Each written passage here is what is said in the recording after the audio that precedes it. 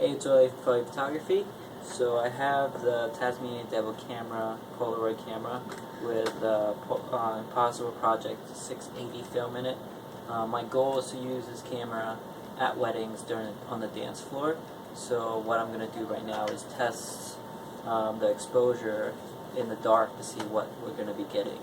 I'm going to actually have Heidi standing over there, and let's put our subject in total darkness.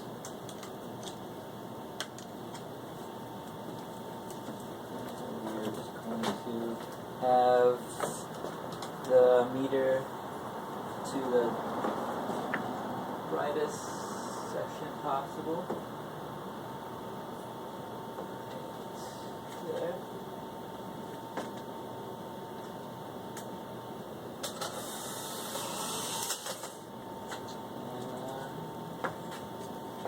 I'll let you know what I get.